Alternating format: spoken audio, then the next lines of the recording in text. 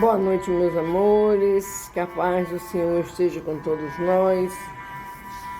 Que procuremos estar sempre próximos de Jesus, apesar dos problemas que enfrentamos no dia a dia.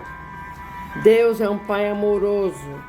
Jesus é um irmão, um Pai maravilhoso. Entreguemos a eles os nossos problemas. Vamos pegar nossa água para ser fluidificada no final. Vamos manter junto a nós, em pensamento escrito, o nome dos nossos amados que precisam das vibrações da oração. Hoje vamos dar continuidade à leitura do Livro dos Espíritos. Vamos encerrar o capítulo 2, ou o capítulo 1, livro 2. Desculpe. Anjos e demônios.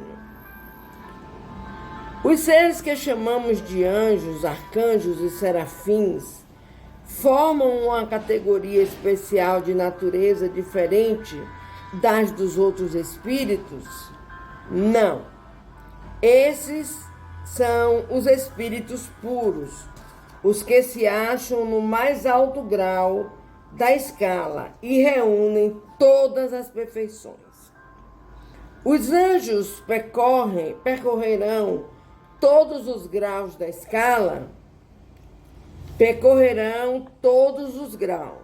mas, como já dissemos, alguns aceitaram suas missões sem murmurar e chegaram mais depressa. Outros gastaram um tempo mais ou menos longo para alcançarem a perfeição. Se a opinião que admite seres criados perfeitos e superiores a todas as outras criaturas é errônea, como se explica que essa crença esteja na tradição de que quase todos os povos? Fica sabendo que o teu mundo não existe de toda a eternidade e que, muito antes que ele existisse, já haviam espíritos que tinham atingido o grau supremo. Os homens acreditarão que eles foram sempre assim. Há demônios no sentido que se dá a esta palavra. Se houvesse demônios, eles seriam obra de Deus. E Deus seria justo e bom se houvesse criado seres devotados eternamente ao mal e infelizes? Se há demônios, eles habitam em teu mundo inferior e em outros semelhantes. São esses homens hipócritas que fazem de um Deus justo um Deus mau e vingativo, e creem lhe serem agradáveis pelas abominações que cometem em seu nome. Vamos ler as considerações de Kardec sobre o final desse capítulo 1. A palavra anjo revela geralmente a ideia da perfeição moral. Entretanto, se aplica frequentemente a todos os seres bons e maus que estão fora da humanidade. Diz-se o bom ou mau anjo, o anjo de luz e o anjo das trevas. Neste caso, é sinônimo de espírito ou de gênio. Nós a tomamos aqui na sua boa acepção. A palavra demônio não implica na ideia de espírito mau, senão na sua significação moderna, porque a palavra grega daimon, da qual se origina, significa gênio, inteligência. Se emprega para designar os seres incorpóreos, bons ou maus, sem distinção. Por demônios, segundo a significação vulgar da palavra, se entendem seres essencialmente malfazejos. Seriam como todas as coisas, criação de Deus. Ora, Deus, que é soberanamente justo, bom, não pode ter criado seres predispostos ao mal por sua natureza. e condenados por toda a eternidade, se não são obras de Deus. Seriam, pois, como ele, de toda a eternidade, ou então haveria várias potências soberanas. A primeira condição de toda doutrina é ser lógica. Ora, a dos demônios em seu sentido absoluto peca por essa base essencial. Compreende-se que na crença dos povos atrasados, que não conheciam os atributos de Deus, fossem admitidas as divindades malfazejas, como também os demônios. Mas é ilógico e contraditório para aqueles que fazem da bondade de Deus um atributo por excelência, supor que ele possa ter criado seres devotados ao mal e destinados a praticá-lo perpetuamente, pois isso nega sua bondade. Os partidários da doutrina dos demônios se apoiam nas palavras do Cristo. Não seremos nós quem conteste a autoridade dos seus ensinamentos, pois os desejamos ver mais no coração que na boca dos homens, mas estarão bem certos do sentido que ele dava à palavra demônio. Não se sabe que a forma alegórica era um dos caracteres distintivos da sua linguagem? Tudo que o Evangelho contém deve ser tomado ao pé da letra? Não precisamos de outra prova além desta passagem. Logo após esses dias de aflição, o sol obscurecerá e a lua não derramará mais sua luz. As estrelas cairão do céu e as potências celestes serão abaladas. Digo-vos em verdade que esta geração não passará sem que todas estas coisas se tenham cumprido. Não temos visto a forma do texto bíblico ser contraditada pela ciência no que se refere à criação e ao movimento da Terra? Não. Pode ocorrer o mesmo com certas figuras empregadas pelo Cristo, que devia falar de acordo com os tempos e os lugares. O Cristo não poderia dizer conscientemente uma coisa falsa. Assim, pois, se em suas palavras há coisas que parecem chocar a razão, é porque não as compreendemos ou as interpretamos mal. Os homens fizeram com os demônios o que fizeram com os anjos, da mesma forma que acreditaram em seres perfeitos de toda a eternidade, tomaram os espíritos inferiores por seres perpetuamente maus.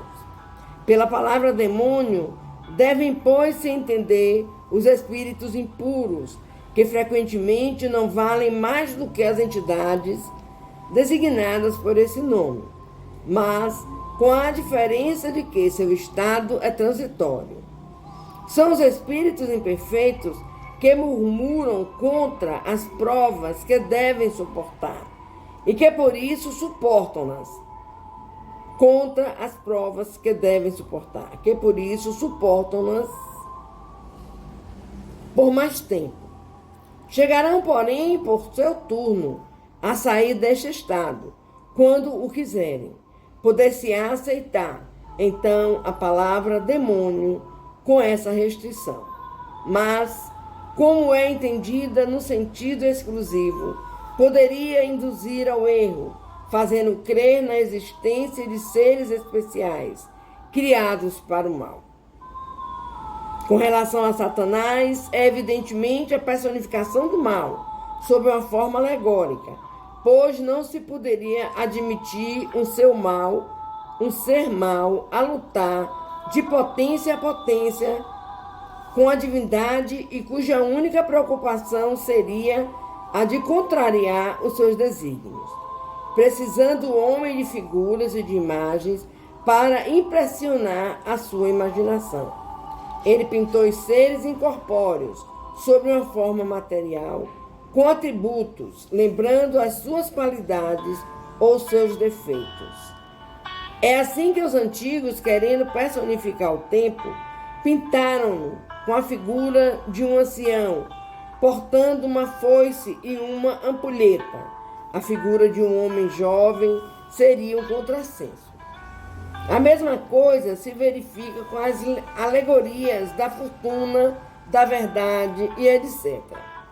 Modernamente, os anjos ou espíritos puros são representados por uma figura radiosa, com as asas brancas, símbolo da pureza.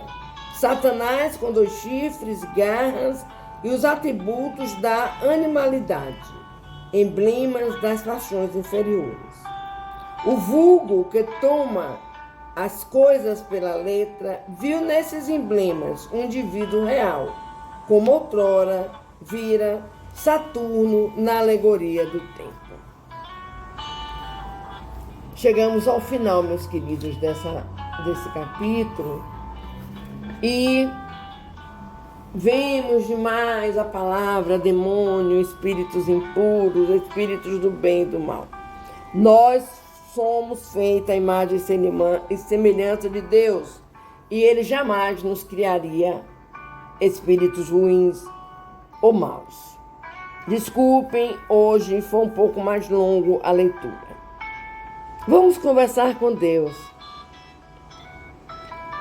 Vamos pedir ao Pai que nos livre dessas tentações, dessas desigualdades, dessas criaturas que nos deixam angustiados, que nos deixam apavorados. Nós cremos em Ti, Senhor, e sabemos que és aquele anjo bom que nos anima, que nos fortalece, que nos designa a sermos bons e fazermos aquilo que nos foi ensinado por Jesus. Tende misericórdia, Pai, dos irmãos que sofrem com essas influências malignas. Tende misericórdia dos nossos irmãos que se sentem doentes, estão doentes, sem saberem, Pai, para onde correr. Derrama Tuas bênçãos de luz e de paz. Tende misericórdia, Pai, dos lares onde existem tanta maldade, tanto inferno de discussões, tantas palavras malditas em momentos em que deveriam ser ditas palavras de amor, de respeito, de consenso, de paz. Que Mãe Maria possa estar nesses lares, abençoando cada ser que aí vive, para que eles possam entender a grandeza da palavra família, da palavra lar. Cuida, Pai querido, também dos nossos irmãos que sofrem dos vícios. Nós que estudamos a doutrina espírita, sabemos ser influências maldosas e que esses irmãos consigam ver isso a tempo de se libertarem e de serem pessoas melhores, pessoas boas, que voltem para seus lares.